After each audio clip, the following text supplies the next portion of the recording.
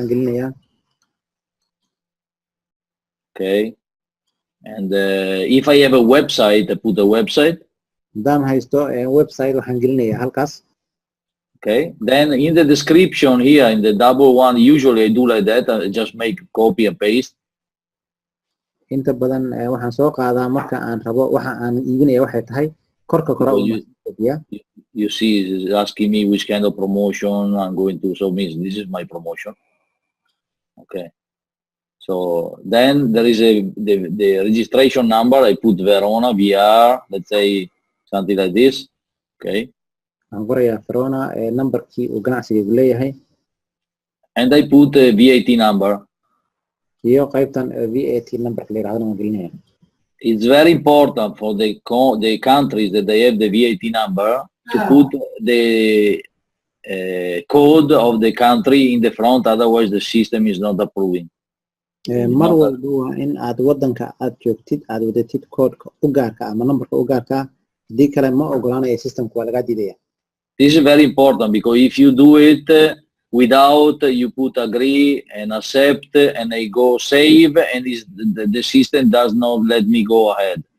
Hadaanan ogolaanin labada button ee u dambeeya systemku iga ogolaan maayo wixii aan ku qoray. Okay, we save the changes. We go in approval. And as you see here in the account, the merchant account, it appears number 1. Okay. Marka halka waxa arkaysaan in ay ku qoran tahay merchant account inuu yahay hal mid inaan hal wax geliyay. Now the merchant is already done, very easy. Okay, I think it's very easy. If the people has question, please let me know. And haddii wax su'aal ah qabtaan waad weydiin kartaan, laakiin intaas way hadda uu dhameystiran yahay Dealshakker account la sameeyo. Okay. And in this case, as you see, I have a button where I can submit for approval that I still didn't do it. And halkaas waxa ku qoran u gudbi si lagugu soo ogolaado, taa wali ma aan sameyn marka.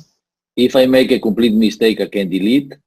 Haddii aan wax khaldana gabigiisa waa If I want to edit, you know, I can edit the details.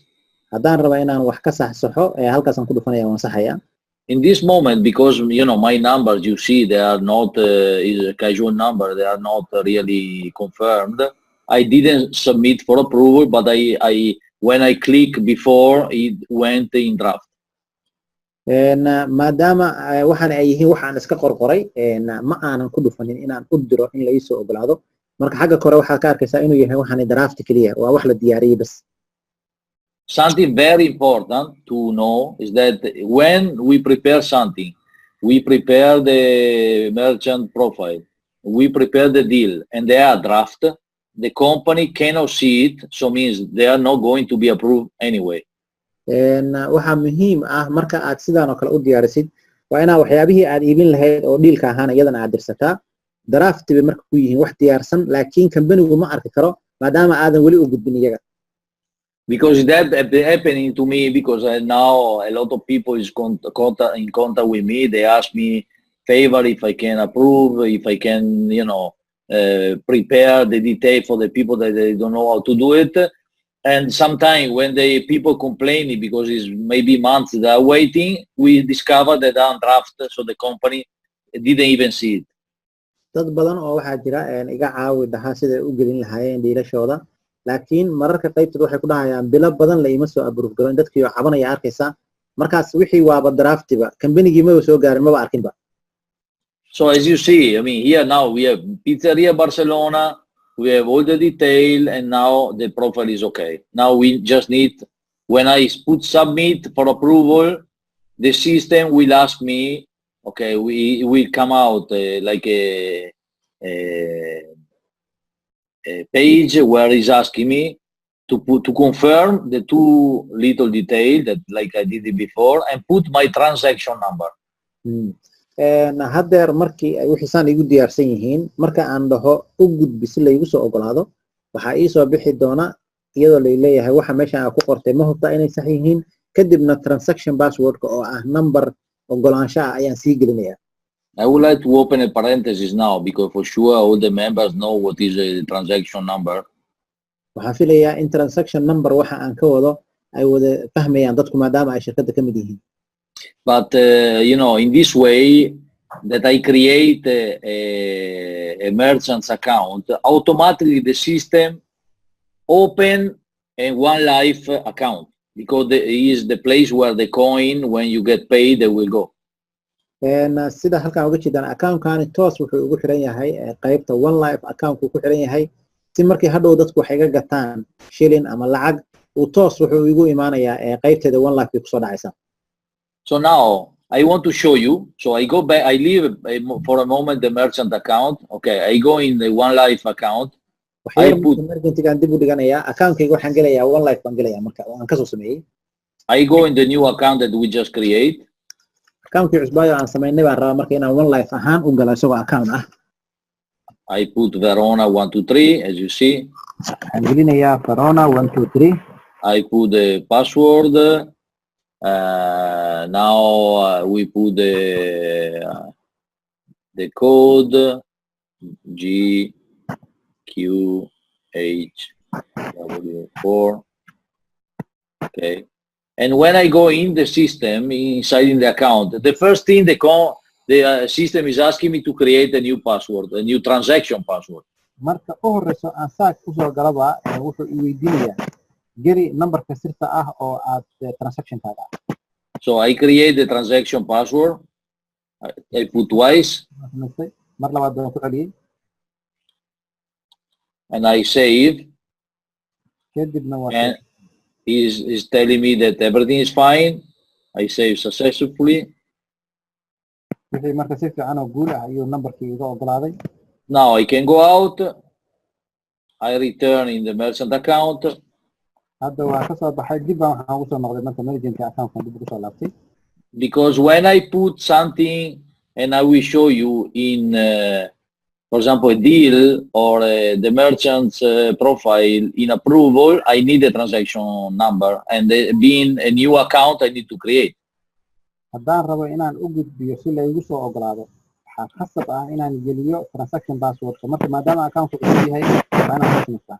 For sure, it's something that you are not going to forget, because when you go ahead with the process, with the whole filling the detail, and then when it will ask the transaction number, you realize that you don't have it for the new account. Marka maadaama account cusub soo samaysatay markaad tiraahdo gudbi si la igu soo ogolaado wuxuu ku weydiinayaa transaction password geli markaas waxaa ogaanaysaa inaadan samaysanin waa inaa marka dib ugu noqotaa. So this is something that at the end we will realize we don't need to become crazy to remember, because something that when it will happen, we know for sure what to do.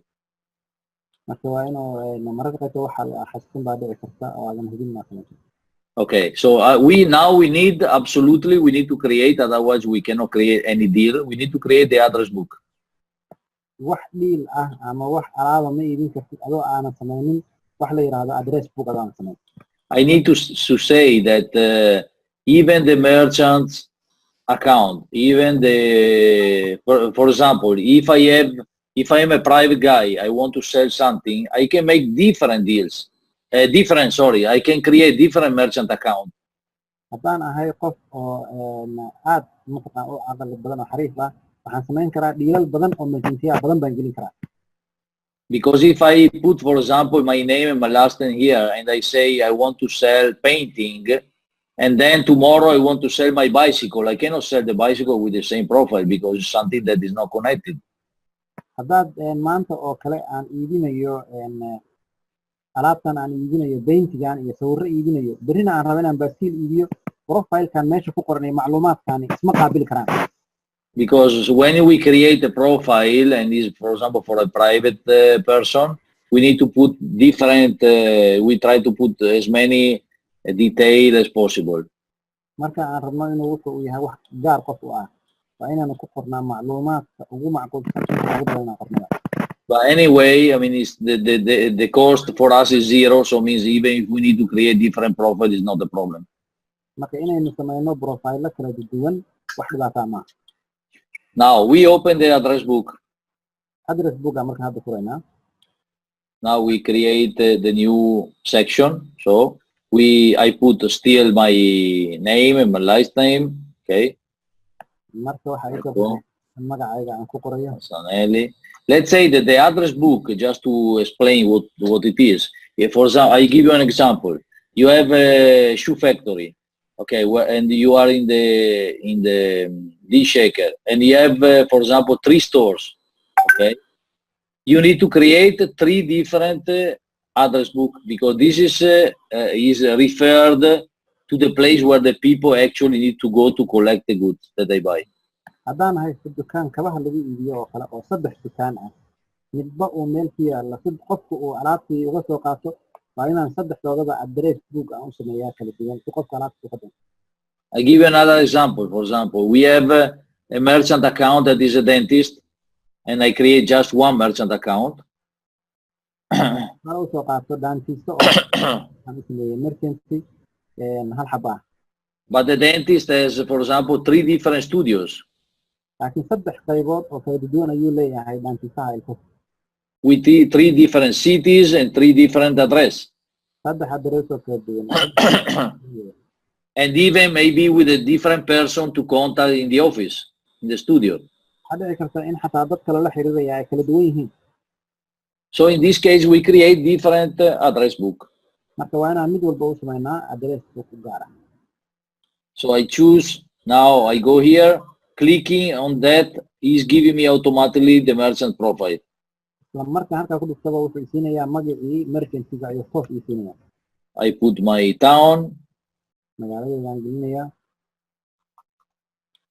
I put my zip code. Zip code aan gelinayaa.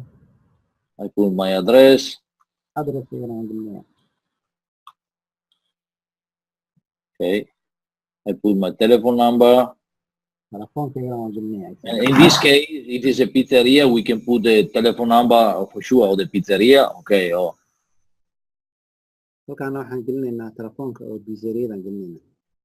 Okay. Then the contact person. So means still, for example, me, let's say I'm the owner. I'm the one that is. I'm always there. So I put. Otherwise, I put the person that is usually in the business there in the office. halkaas waxaan gelinayaa kayga laakiin qofka marka meesha ganacsiga goobta jooga ayaad ku qortay. I put the working days from let's say from Monday to Saturday. Maalmaha shaqadan gelinayaa oo ah Isniin ilaa iyo Sabti.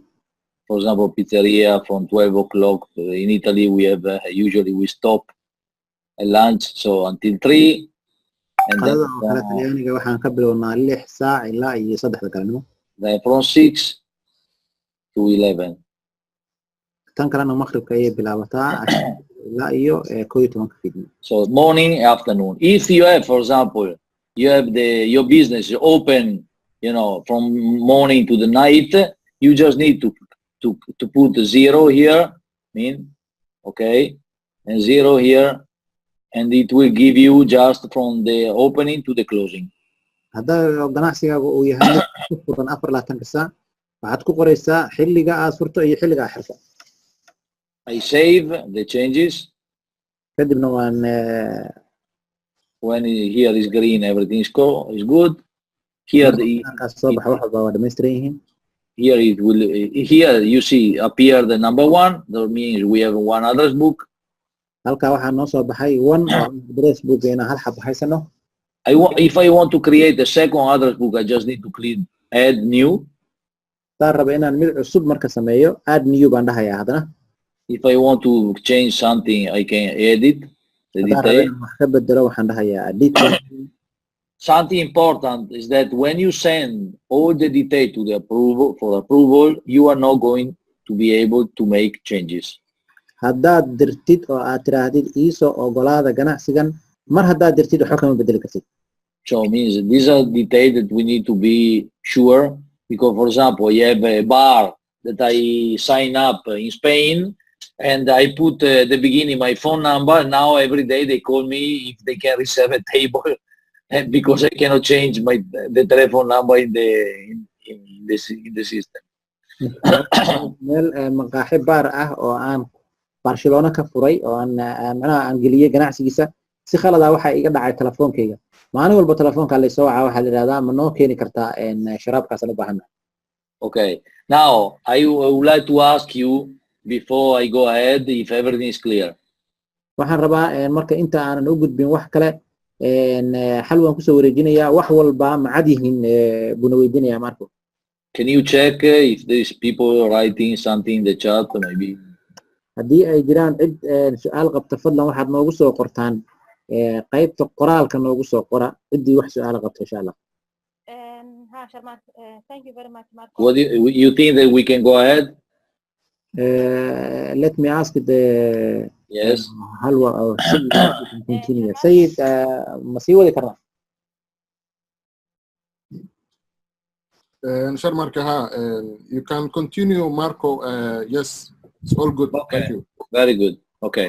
So now we go in the main section. We need to create a deal. marka waxaan rabaa inaan haddana mar labaad tagno qaybta la sameynayo deal cusub la gelinayo marka. So we decide to sell something. In this case, pizzeria want to sell a menu with pizza, and I create my menu. sida menu-ga ama bahasha ay ku qoran tahay oo kale ayaan waxaan rabnaa inaan halkaas soo gelino. Okay. So I click on the here in the orange section. Orange. Click colorka orange-ga le baan ku dhufan. Okay. And we are in the new page that we need to fill. page-kan cusub baa inoo soo baxay oo aan wax gelinayna marka. In this case, we need, first of all, to choose the section where we want that our deals are going to put. marka koowaad waxaan gelinaynaa nooca uu yahay waxa aan rabno inaynu meeshaan gelino horta. So means in this case, for example, I choose products.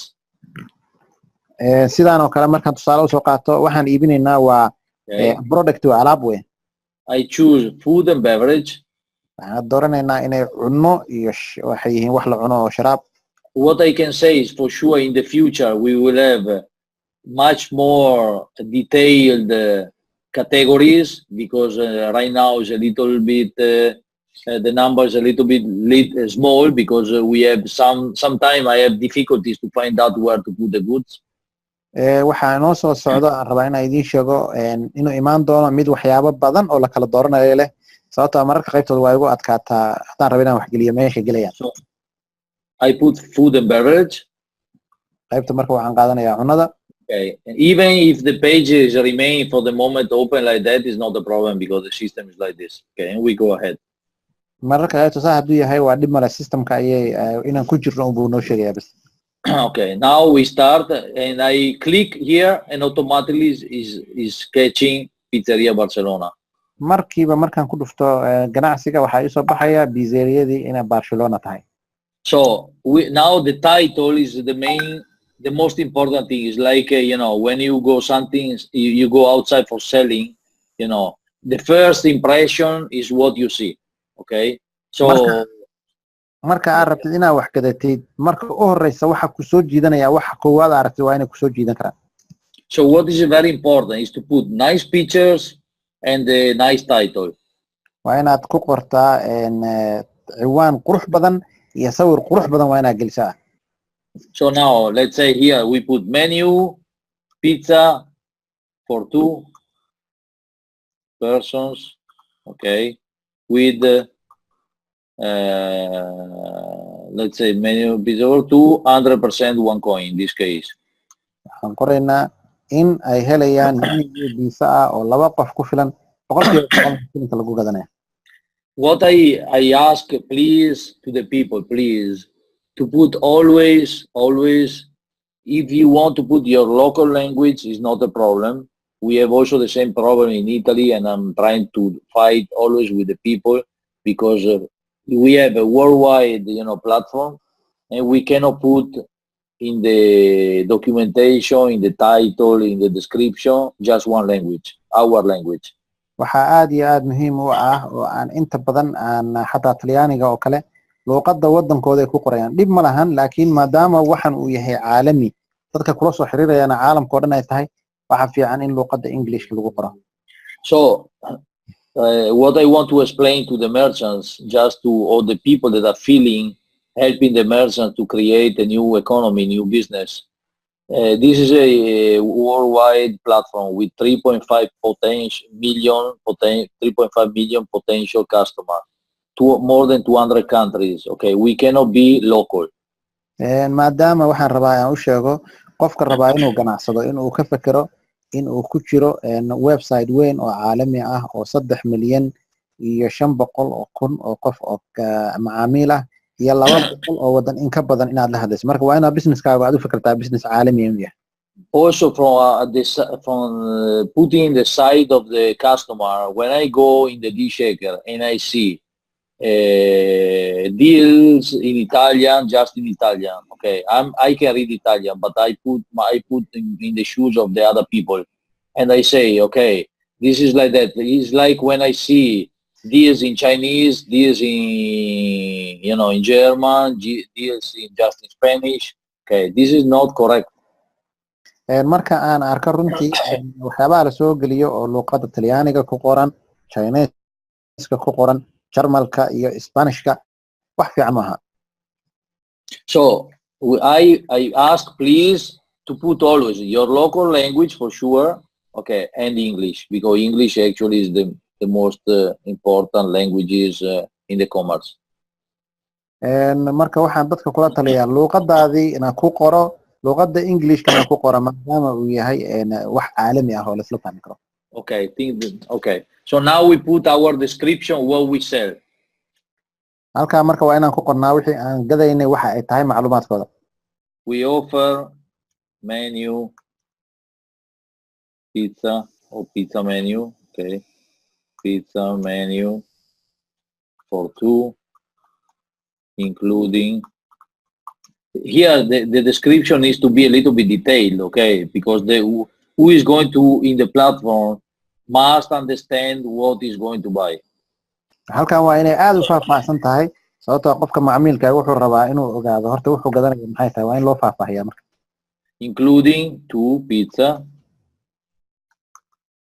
from, okay, or including 2 pizza, let's say 2 drinks, or let's say if you depending if they want to put water, beer, wine, depends, and 2 coffee. That okay, this is what we do in Italy, 2 coffee. Okay, and usually I put also the second language. halkaas oo kale ku qoraysaa waxaan bixinaynaa biiso 2 qof ay cuni karaan oo ay ku jiraan cabitaankii iyo 2 kafe ah oo kale marka kadibna luqadaadii wadankana hoos baad ku qoraysaa markaas. Okay, then we need to put something in the terms and conditions, like if we have, for example, I have problems in one restaurant in Milan that when I put 300 coupons, they are sold out in 5-10 minutes because the people buy 10, 15, 20 coupons. halkan waa inaad ku qortaa shuruudaha sababtoo waxaan xasuustaa buu yidhi hadda ka hor waxaa jirtay meel aan gelinay coupon waxa weeye waxyaabaha la gadayo 3 xaba ah isla markiiba horaa laga gatay. So in this case, for example, I put a limitation. I put, for example, 2 coupons per week, per month, depend for one account or for per name, because this is something that needs to be limited, because I have examples that I can tell you that are really ridiculous. waa ina halkan ku qortaa waxyaabo cadad waa inay wixii leeyihiin iyo xad meel ay ku xadidan yihiin tusaalena waa idiin soo wadaa aan arrinkaas raba inaan kaga hadlo. I just put in the system a factory producing wine in Italy. The Italy wine is very famous, and I put the first time 1,600 bottles, and there is I discover, and then I put another 2,000 the second time, and the first time 1,600 bottles I saw because I went in the system. 2 members they bought almost half of the quantity. waxaan hadda ka hor waxaan geliyay buu yiri waxaan iibinayay sharaabkan khamrada ah oo la cabo oo wadanka Talyaaniga dadku ay ka isticmaalaan 1,600 oo dhalooyin in ah baan geliyay kadibna 2 qof oo kamida waxay gateen half kamida wixii bay iibsadeen. This is absolutely not acceptable, because like a person with me, like me, or other people in my team that are putting efforts, putting the merchant in the Dealshakker without getting any commission for the moment. So we do it also for the community. It's really not acceptable that if I put wine, if I put a restaurant menu, this, And just for 2, 3 people, 50 people of the 60,000, for example, that we are in Italy, they are enjoying the, you know, our job. wuxuu dhahay mararka qaybta waxaan maadaama aadan commission iyo waxsaas aadan ka helaynin in waxaan cadaalad ahayn hal qof ama laba qof ama saddex qof wixii oo dhan ay gataan maadaama ilaa 6 milyan baa waddanka Talyaaniga ku nool. So let's put now terms and conditions. Usually I put that the customer needs to go to collect the goods or to go to the restaurant with a copy, paper copy of the coupon. But actually this is just something that we also need to go. It's the people can also go with the telephone, you know. But usually I put like that. So waxaan ku qoraa inta badan la imo fadlan koobi ka mid ah wixii aad gadatay waxaadna timaadaa goobta lagu iibinayo wixii imo. Okay. For example, if we are talking about a dentist, okay, it's important that we need to write that the people must call to make an appointment. Or maybe if we have a hotel, you know, it's important that the people know that before, for example, if the hotel is giving a certain period, we need to call before it's available, before buying the coupon. tusaale ahaan haddaan usoo qaato ilkaha oo kale qofku waa inta uusan imaanin ka hor waa inuu ballan qabsadaa hadduu hotel yahayna waa inuu soo weydiiyaa horta bal in la heli karo iyo in kale. If we know, for example, that the restaurant is very popular, so means that people going, we can write to call to make a reservation before buying. markaas oo kale inta uusan qofku gadanin oo kale ayaan waxaan usii samayn karnaa Here, loo sii dhigaya loo sii carburinaya carbun. now here I click the same section, you know, have a paper copy of the deal. kadibna waxaan ku dhufanayaa meeshii iyadoo copy ah bay igu jirtaa. Then depends. I mean, depends from the business, you know, like here, like I said, if you had to take an appointment, you click here. And then, so now this easy page is finished. Okay. Let's say that here I'm very short, but we should put some more detail. qaybtaasi inkastoo aan wax yar ku qoray waxa fiican aad loo faahfaahiyo. Then we go on the second page. kan labaad baan marka u gudbaynaa. And we go in a very important section where we need to put, you know, different detail of our sale. halkan aaday muhiim u tahay waxaan ku qoraynaa noocyaha kala duwan iyo waxa aanu wax ku gadan. For example, in this case, we need to put the date, the starting, the deal for. This is something that we the first. Usually, I put the first possible date available. You see, if I click on 6, it's a gray color. It's not giving me anything. If I click on 7, yes, it's putting because this is the first day available. waxaad qoraysaa maalmaha marka aad waxaa gelin kartid available calendarka waa ka arki kartaa marka hadda 7 kale aan qaatay buda. But this has nothing to do with approval of the company because even if I put 7 or September, the approval can be later of that. laakiin mar walba ogolaanshaha kabaniga ay ku xiran tahay xataa haddaan 7 geliyo oo aan la iisoo ogolaanin mar walba macno ma sameynayso marka 7 ay ku qoran. Then I click the ends of the promotion, so let's say end of the year. kadibna xilliga uu ku eg yahay waxaan aad iibinaysid baad qoraysaa oo ah dhamaadka sanadka oo kale. I put delivery method, you know, and being a pizzeria, I need to put the redeemer location. If it's something that we can sell and ship it by mail, by courier, you know, we can choose the other two. In this case, we put the redeemer location. maadaama wixii cunadii ay tahay maqaaxida laga qaadanayo waxaa lagu qorayaa markaa la timaadid waxaagii waxaa lagugu lacagta lagaaga goosanayaa markaad timaadid maqaaxida pizzada. Okay. So I put now the price of the deal. 2 pizza with a menu. This can be in Italy 30 euro. Okay. halkan aan ku qorayaa marka Talyaaniga oo kale qiimaha oo kale waa 30 euro. I don't put usually I don't ask anyone to make any discount. dadka ma dhaho discount ku qora halkaasi oo ah inaad wax dhimaysid qiimo dhimis halka lagu ma qoro buda. Because like in this case that the merchant is selling 100%, is giving to us a big favor. Okay, so means it's something we cannot ask to do another effort. maadaama 100% qofkan oo coins naga qaadanayo ma aha inaan weydiino wax kale inaan hadana weydiino. Like in this case, they choose 100% one coin is something that we are always, me and my team, we are always pushing to get 100% because this is the only possibility that the merchants can really see exploding his sales. waxaan aad iyo aad aan kula taliyaa dadka teamkayga ka dhigan wuxuuna ku tusayaa businessku marka xog ayuu u kacayaa iyo wax kala iibsashadu. I saw a lot of deals that maybe people put 50%, 60%, or in coin 70%, but it's not like 100%. When you put 100%, it's like the example I give you for the wine. They sold out 3,600 bottles in the same day. marka qofka uu boqolkiiba boqol wax ku gadayo iyo marka uu ku gadayo boqolkiiba 50 ama 70 isku si ma ahan. hadda ganacsigayga hore kale maalin baan waxaan soo geliyay ganacsi kadibna waxaa lagu iibsaday hal maalin gudaheed baa dhowr kun oo alaabood laga gatay. Another suggestion, if I can say, that we are always looking for companies that they have stock, unsold, where they have their money stocked there that they cannot sell, maybe product that they cannot sell forever. So it's better to put in the Dealshakker 100%, you will sell everything. So you will collect the coin that you can use it to spend and to buy other products and services.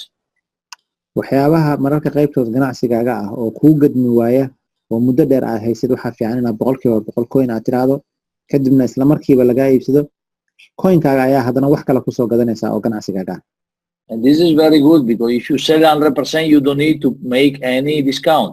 And if even the things are the goods that you're selling are in stock, you sell 100% of the goods with 100% in coin, and you will sell everything.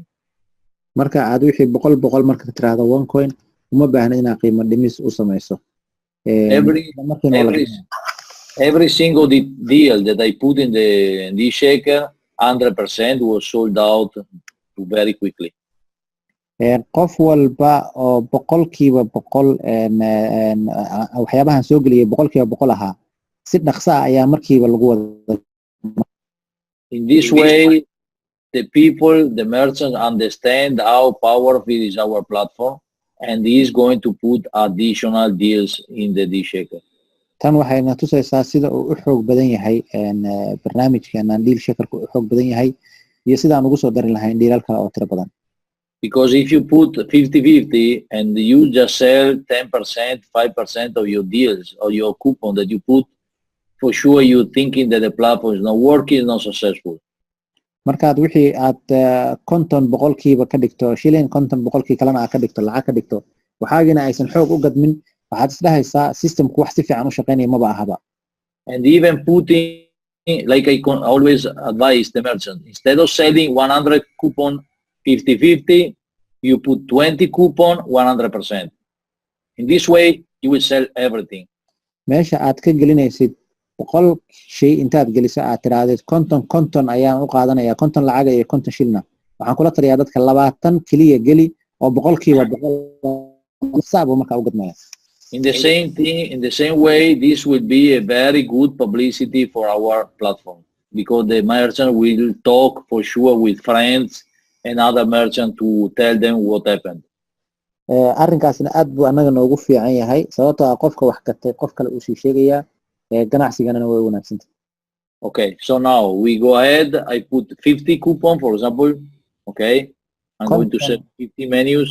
konton xabo oo pizza inaan gadaya baan ku qorayaa. Here I put again the same dates, like here you see, because here is 7, and here automatically the system is giving me December 31st. halkan waxaan ku qorayaa xilliga iyo xilliga uu ku egyahay. Okay, look into the price right now. If I want to sell at 100%, like I said, I just need to take the bar and bringing to 100%. halkaasaan soo jiidayaa haddaan rabo inaan boqolkiiba boqol inaan one coin ku gadayo waan soo jiidaya geeskan geynaya. So at this moment, I'm going to sell my menu for 1.45. halkaas marka waxa ay soo baxaya waxaan ku gadayaa hal coin iyo 45 centi. I go ahead, next step. In this section, I just need to add the pictures. Halkan marka waxa ay soo baxaya qaybtii sawirada aan gelinay way marka. So I choose add images. Kadibna waxaan dooranayaa sawir. I prepare already 3 pictures that I download, but usually the picture needs to be real, needs to be picture taken from the menu, taken from the dishes, and usually I put also the outside or inside of the store of the pizzeria. Halkan sawiraan soo diyaariyay, laakiin waxa muhiim ah qofku inuu sawiro waxa uu hayo oo rasmiga ah iyo xataa maqaaxida dhexdeeda inuu soo sawiro. So, for example, I put, let's say, pizza. Okay, I show the pizza. Then I add another one that is the picture of the inside of the pizzeria, and then the outside. Intaana soo geliyay pizzadii, maqaaxida gudaheedii iyo banaankeedii. The minimum number of pictures is 3. The maximum is 10. Inta ugu yar ee sawirada la gelin karaa waa 3 sawir, inta ugu badanina waa 10 sawir. Then next step, the last step, so you see that how easy is to make a deal. Sida u jeedid aad bay u fududahay inaad deal samaysid qaybta u dambaysa marka hadda markaa. In this case, I choose on merchant address. He give me automatically my name, okay, where I put in the address book. Halkan waa meeshii addresska ahayd horaan u soo buuxiyay marka isla markiiba hore iga siinaya. Okay. In this case, let's say that I made even a little mistake because in the address book, maybe in the title, we can put the name of the pizzeria. Okay. Halkan kale maadaama khalad haddaad doonay aan sameeyay magaca shirkadda ayaa ku soo qori kara. Okay. And if I choose to put so if I put save in draft, I click here. Haddaan rabo inaan aan dhaho ii diyaari kaliya waxaan ku dhufanayaa save draft. If I'm not sure, maybe I have something to change, maybe something to add, so I put in draft and I don't lose all the detail I put already. Si haddaan wax uga bedelayo wax iga dhiman yihiin aan wixii hore aan u soo qoray iga dhumin waxaan ku dhufanayaa save gray. If I choose submit for approval, I show you now. Haddaan ku dhufto wuu yiri approval iigu gudbi haddaan ku dhufto. This is the page that I was telling you before, so I need to just click here and here. Waa meeshaan markii hore idin sheegayo labadaana waxaa ku dhufanaysaa inaad ogolaatay. You put the transaction number that we just create. Transactionkii aan soo sameeyay markii ayaan haddana ku qorayaa. I put yes. Kadibna waxaan dhahayaa yes.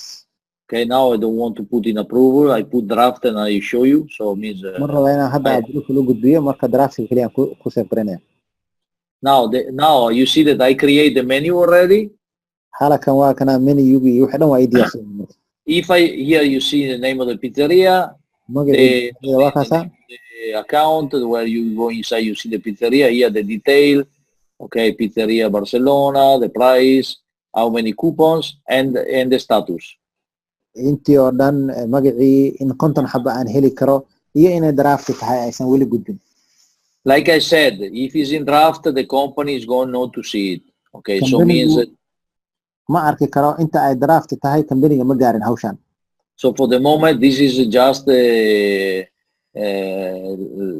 provisional. There is in draft, and then if I put, for example, when I was doing before, if I did submit for approval, here is status is pending. Haddii aan meeshii markii hore ay tusayo oo gudbinta ahaa ku dhufto halka waxaa soo lahayd pending. Okay, and as you see here in the section, you know, this is going to be one draft. If it was pending, it was 1 year. Hadda waxa halka idinka muuqata in draftiga hal xab ay ku jirto haddiise aan gudbin lahaa waxaa soo bixi lahayd pending inuu yahay. When the company will approve the deal, it will be here, active deal, number 1. Markii uu ogolaado company-gu waxaa kor soo baxaysa active deals baa ku soo baxaysa. I have to say that if you don't like something, maybe you made a mistake, you just can delete. Haddii aan rabo inaan wax khalad sameeyana waxaan tegayaa qaybtaas tirtir baan dhahayaa. And you remove the deal. Dealka oo dhan meesha uu ka baxayaa. Or if you want to make a change, you go edit. Haddaad u baahan tahay inaad wax ka bedeshidna waxaad tegaysaa edit. If you want to see what happened, what I did, you go on view, you see how it looks. هذا أرتدنا view أهان وأرتد قابك وإيه هنا وتكون See there all the detail, all the description, you see here, everything. وحول Okay. البواقي أنا أساسي وقريهين. If I go back, very important, if you have a business that very similar, like you have different menus, if you create, for example, you want to make quickly something that a lot of details are already inside, you just copy. haddii aad waxyaabo badan oo aad samaynaysid ay wixiina isku mid yihiin shirkadii tahay waxaad samaynaysaa copy baa dhahaysaa. And you see, if I put copy, the system will duplicate it's giving me already the deals same like like I did before, already written. Okay. Copy markaan dhaho wuxuu iisoo systemku i tusayaa dhammaan wixii hore aan u qoray oo dhan buu i tusayaa. So in this case, I can just make some changes and make it quickly. kadibna waxbaan ka bedelayaa dhaqso ayaan markaa hore hadana ka gelinayaa. Okay, so now the deals are done. Okay, and what I want to show you, and maybe I can go inside in another account just to show you. But if you see, for example, profile, I go in profile.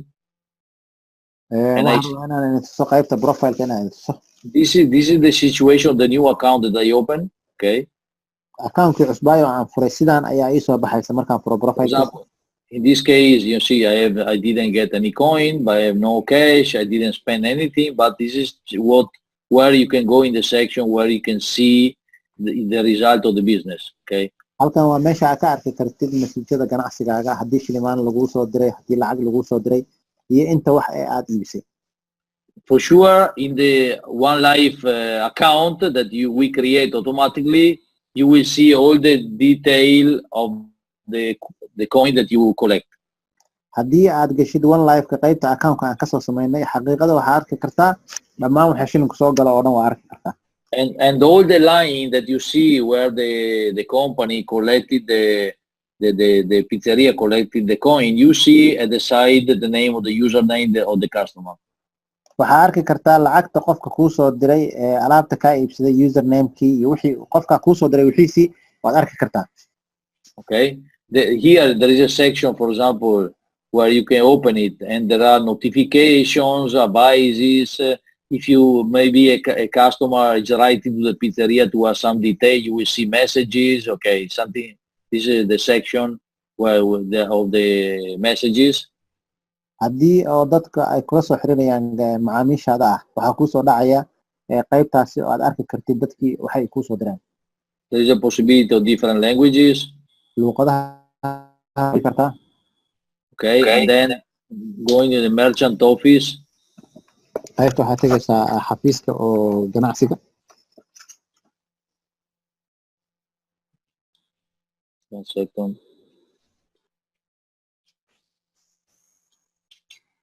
Okay, here you see the merchant office is telling me that I have no coin, no money. These are the members around in Spain. Now I'm in Spain. Okay, these are the profile that I create. This is the how many merchant address I create. halkan waxa weeye shilimaad ima soo dhicin lacagna ima soo dhicin dadka ii dhow oo shirkadda One Life ku jira ee Barcelona waa intaas oo qofba ii dhow iyo merchantiga iyo contactiga laga soo xiriiray. Like I did before, I told you that I made mistake. I go edit, I change here, and I put pizzeria, or yes, I can write pizzeria Barcelona. halka markii hore khalad yar baan sameeyay oo marka waxaan intusayaa inaan bedeli karo. Save. Okay.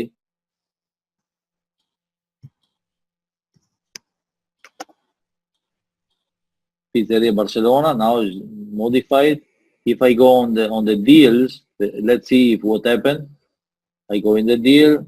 Let's say this I close it. Okay, I cancel. Don't want to have a copy for nothing. Copy-gii waan iska tirtirayaa. Okay, I go on view. View baan dhahayaa markaas. As we see here, it changed. halkan waa arkaysaa wuu bedelay marka pizzeria Barcelona. Okay, so this is something that we can do it before the approval. After the approval, no more changes. inta aynan approval u dirin waxaan oo dhan baa samayn karnaa. haddaa mar approval u dirto waxba kama bedeli kartid. Okay, so means for now we finish. I would like to show you something regarding, for example, how to buy a coupon. waa dhameeyey account-kii waa sameeyey hal waxaan rabaa inaan tuso sida aad u gadan kartid coupon ama waxa uga gadan kartid. Okay, so means let's say that I go out now from the account. Account-kan baan ka baxayaa. I go inside in one of my account. Mid ka mid ah account-nadeedaan rabaa marka inaan galo.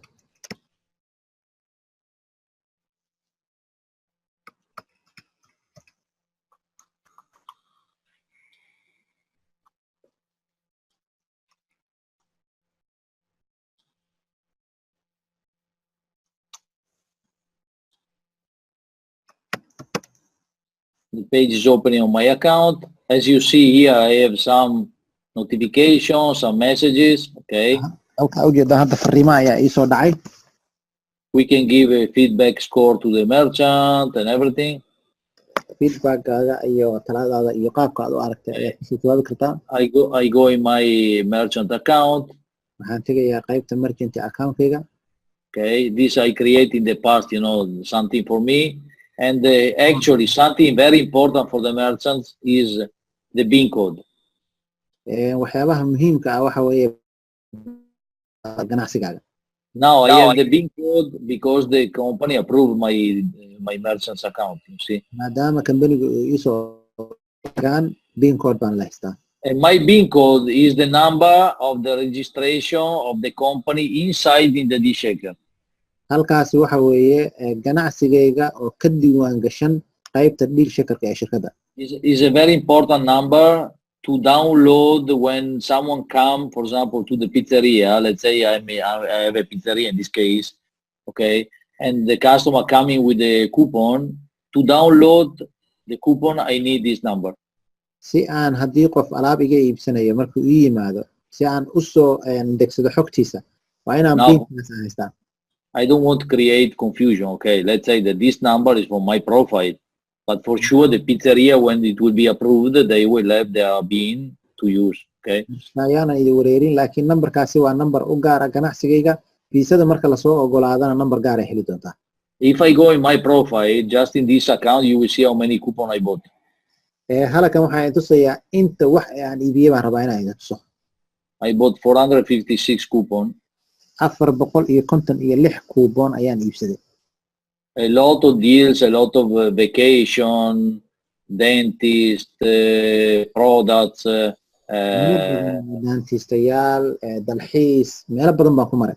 Deals for the aesthetic clinic for my wife. I bought, for example, a few days ago, I bought 2 3D printer in Germany, 100% one coin. 3 daabacaad oo printer ah ayaan Jarmalka oo kale dhawaan aan ka iibsaday. I bought many times close to my house a car, wash car, where usually I give for free to friends. Usually I try, my way of advertising is to give for free the coupons so the people can try. You see, this I went inside in the coupon I bought. And for example, this is the coupon.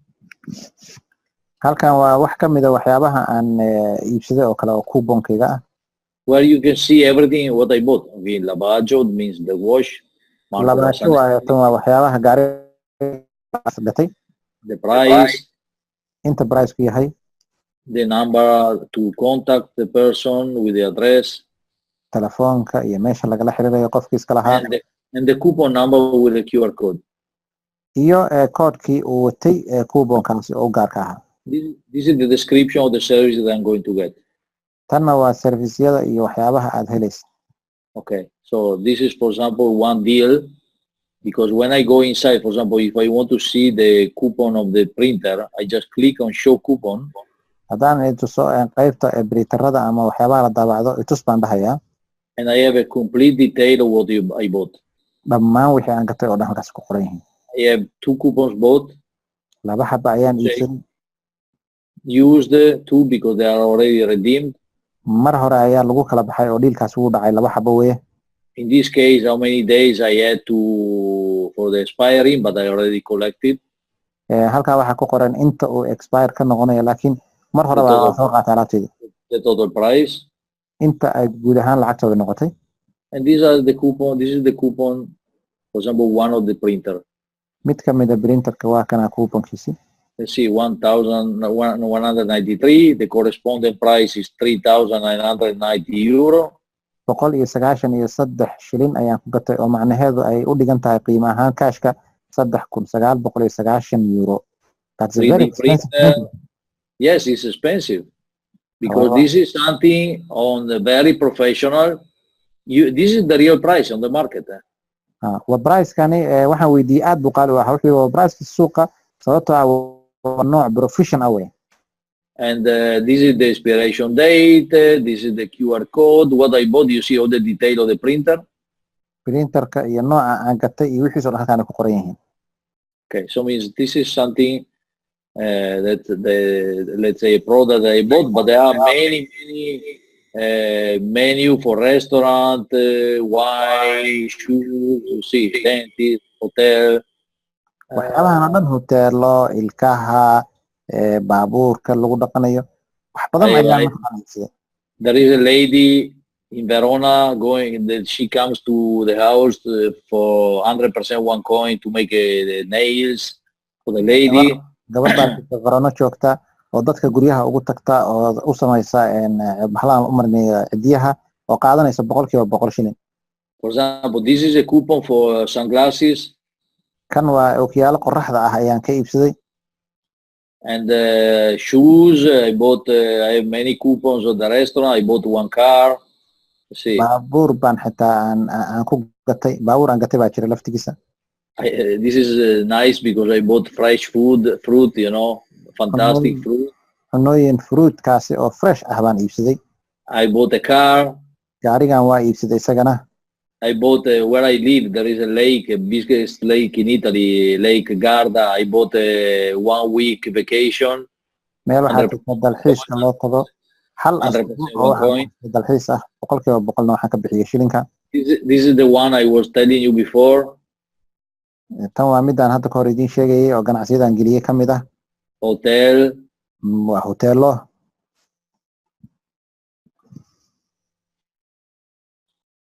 Restaurant, a lot of restaurant, a lot of menu, a lot of pizza menu, a lot of food, as you can see. We have, for example, a guy that is making, I bought a vacuum cleaner, you know. Guriga lagu buufiyo oo lagu nadiifiyo xitaa waan ka gatay. From Israel. oo Israel bay iga timaaday alaabtaas. I already got it. And ma hore iga timaaday guriga igu timid. And pizzeria, you see a lot of pizza, a lot of food, so it means this is something that is, when you create ecosystem, is really fantastic to go out and pay with a coin. Marka aad runtii aragtid inaad shilinkaaga wax ku gadan kartid aad iyo aad bay u xiiso badan tahay dhammaan waxaas oo dhan waa cunooyin aan ku iibsaday. So I would like to try to see, let's say that I choose, for example, let me see if I can find something.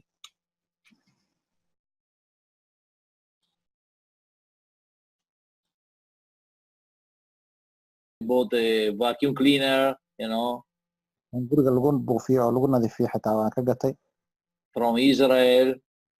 oo Israel bay iga timaaday alaabtaas. I already got it. And ma hore iga timaaday guriga igu timid. And pizzeria, you see a lot of pizza, a lot of food, so it means this is something that is, when you create ecosystem, is really fantastic to go out and pay with a coin. Marka aad runtii aragtid inaad shilinkaaga wax ku gadan kartid aad iyo aad bay u xiiso badan tahay dhammaan waxaas oo dhan waa cunooyin aan ku iibsaday.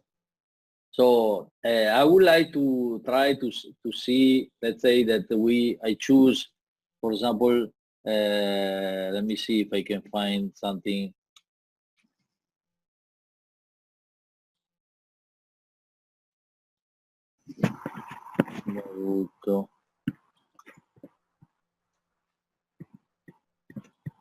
See that the system really, if we don't have the link is difficult to find out. I mean, one second. Xogaa systemka waxaad arki kartaan marka aad damacdo inaad raadisid kusoo qaban mayo waxa raadinaysa. Let me try to 1 second. Restaurant.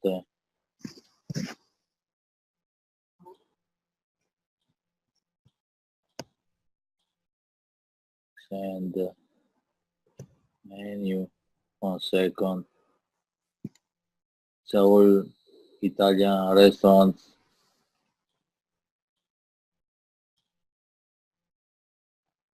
Let me see here.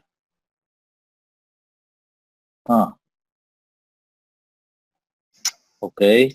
So let's say that I buy, this is a pizzeria pizza for 2. Okay. halkan laba qof piisadood ayaa rabtaa inaad iibsatid oo kale. I buy. Waa iibsanayaa marka.